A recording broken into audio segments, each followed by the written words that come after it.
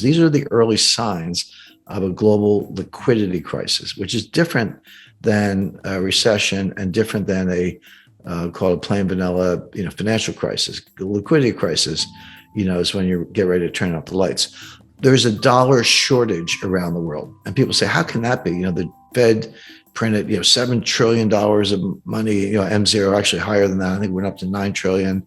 They just flooded the zone with money, and the answer is yes and no. Yes, they did print over $7 trillion of base money, so-called M0. But that money didn't go anywhere. The Fed, how does the Fed print money? Well, they buy bonds from dealers, from the big banks, the so-called primary dealers. So the open market desk at the Federal Reserve Bank of New York calls up Goldman Sachs, they offer me 10-year notes. Goldman says, here's a price. Okay, done. Goldman delivers the notes to the to the Fed, and the Fed pays Goldman. And that money comes out of thin air. That is money printing. But then Goldman takes the money and gives it back to the Fed as excess reserves. It doesn't go into the real economy. Nobody borrows it, nobody spends it, nobody lends it. All that happens is at the Fed, you're building up both sides of the balance sheet. You're building up the asset side with U.S. Treasury securities, and you're building up the liability side with deposits from the primary dealers in the form of excess reserves. So that money doesn't do anything. I mean, it's printed, if you want to say that, but it has not caused inflation. The inflation comes from, as I discussed earlier, from the supply side, the price of oil, supply chain disruptions, wheat, food, gasoline, et cetera. The inflation is flooding in, and it's exacerbated by fiscal policy. Now, you have to, what I just described about the money printing, that's monetary policy. Okay. But fiscal policy, which is the 5 or 6 or probably $7 trillion of deficit spending, that's helicopter money. When the federal government and the Congress and the Treasury hand out checks, that's helicopter money. That's not like giving Goldman money and then Goldman gives it back to you. Forget that. It doesn't do anything. I mean, it exists. It doesn't do anything. But when the government hands out checks, that's real. Now, some people saved them during the pandemic. A lot of millennials opened accounts on Robinhood and started trading cryptos. They could, kiss that money goodbye. But more recently, that money has been spent, and that's when the inflation really took off.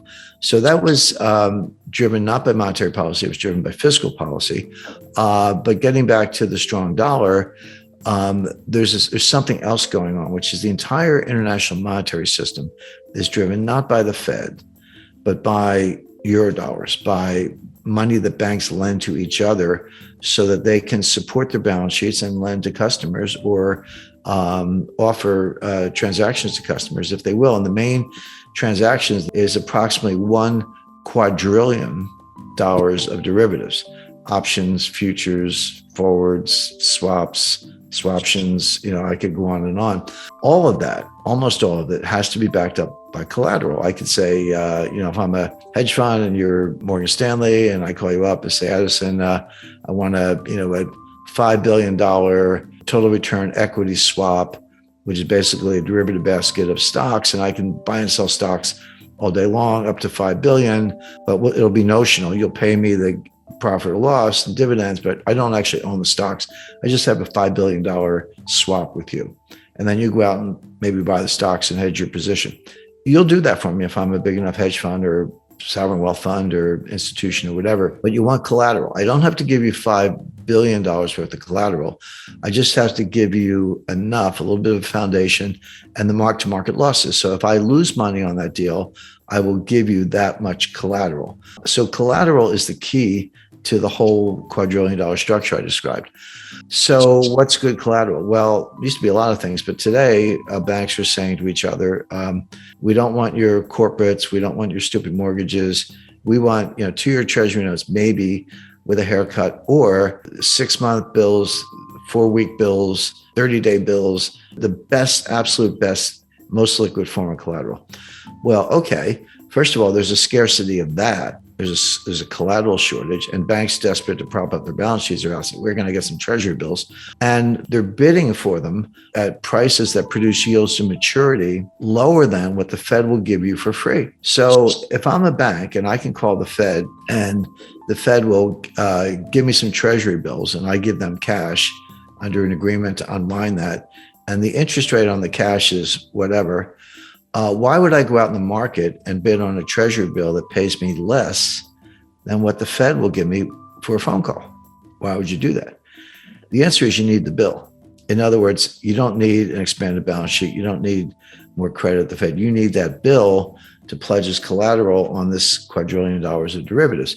And that's what's happening. So how do I get a bill if I'm Deutsche Bank or Credit Suisse or UBS or Unicredit or Barclays or anybody else? I need dollars. Because the bills are denominated in dollars. So if I want to buy them, I got to get some dollars.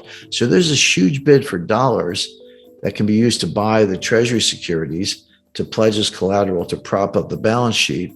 And that's what's going on behind the curtain. That's the plumbing. That's why the dollar is strong, even though everything about the US economy is weak, meaning recession, long-term depression, deficits, trade deficits, political dysfunction, borderline civil war. It's all bad. But if I'm Deutsche Bank, I need those dollars to buy treasury bills to prop up my balance sheet. But if you can't get it, or you can't get it at a price, or the dollar gets too strong, et cetera, or the yields get negative, et cetera, what happens is, and this is happening, the banks are reducing their balance sheets. And it's just a matter of time, in my view, not guaranteed, but one could see a situation where suddenly some major player goes bankrupt. They can't meet a collateral call, or a bank gets in distress, or there's a run on the bank. Now we're back to 2008. This wouldn't look like 2020. This would look like 2008, except worse. Sure. The supply side we kind of talked about. So energy shortages because of the Biden energy policy, empty shelves, supply chain breakdowns, bottlenecks at the Port of Los Angeles, not enough truck drivers, higher fuel prices get passed along. I mean, there's everything arrives by truck at the end of the day. It could come by boat or train, but it's somewhere in that delivery chain, those transportation channels, there's a truck, and they run on diesel. And when the price of diesel goes up, the price of everything in the truck goes up, because you got to factor the delivery costs into the cost at the counter. So that's kind of what's going on from the supply side. Demand side inflation, what's called demand pull inflation, is mostly psychological. In other words, consumers get it in their heads that prices are going up for whatever reason. Maybe they actually are going up and they extrapolate from that, or they have other reasons for believing that. And so what they do is they pull demand forward. And I lived through this in the 70s. This was what was happening in the 1970s. You want to buy a refrigerator or a car, or a new suit or clothes or anything. And you go, you know what? I better go buy it now, right now, because it's going to be, if I wait 3 months or 6 months, it's going to be a lot more expensive. So you do, but what you're doing, you're pulling all that demand forward, and it feeds on itself. Prices are going up because there's more demand, possibly combined with supply shocks. And then when the prices go up, it validates the narrative. It's like, oh, see, I told you, prices went up, better go buy more. And it just feeds on itself. So, but they're very different. So the Fed, it's one thing to say the Fed can't do anything about the supply side inflation. The Fed can't do anything about it. The Fed doesn't drill for oil. They don't drive trucks.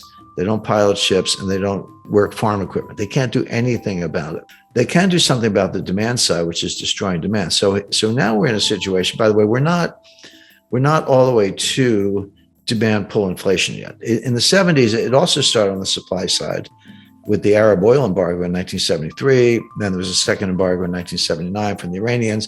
So those supply shocks did tip over into the demand side, and then it just has a life of its own.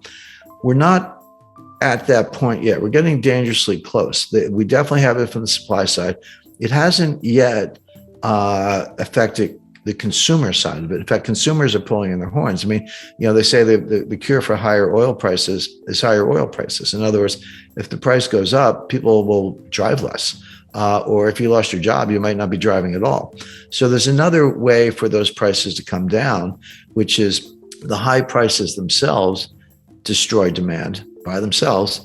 And then that results in lower prices. And that is happening. We have seen inflation come down a little bit. I know it was higher than a lot of people expected beginning in the middle of last year, but they are starting to come down a little bit right now. But the demand side of it has not yet caught fire. But there is something else the Fed can do. they can destroy demand. So how do they do that? Well, raising interest rates. So what happens? Credit card rates go up, mortgage rates go up, new housing purchases slow down, car financing, leasing rates go up. So people stop buying new cars, et cetera. If you do that enough, you can destroy demand, but it's at a very high cost, because what are you doing? You're putting the economy in a recession. So can the Fed deal with supply side inflation? The answer is yes, by destroying demand and putting the economy in a really severe recession. So nice job, Fed. That's between a rock and a hard place. Let it go.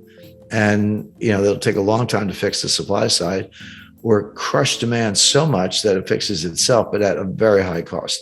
And the Fed is doing the latter. It's a very, very imperfect, blunt instrument, but they are destroying demand. Now, so here's the policy question. Does the Fed know what they're doing? The answer is always no. They never know what they're doing. They pretend they do. They say they do, but they don't really. Do they understand what I just said? Not really. So what are they going to do? They're going to keep raising rates because they got to crush inflation. And that's what Volcker did.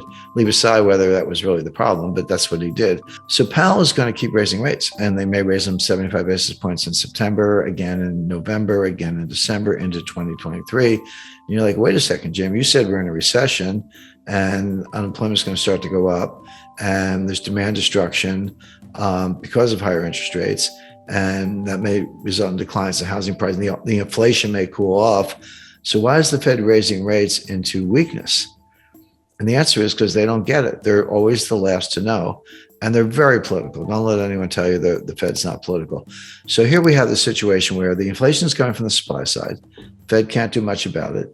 They can destroy demand, but that'll throw us into a recession. So why are you raising rates into what may be both a coming recession and a global liquidity crisis, which we just talked about? The answer is that's crazy. You shouldn't do it, but it's the Fed, and they probably will.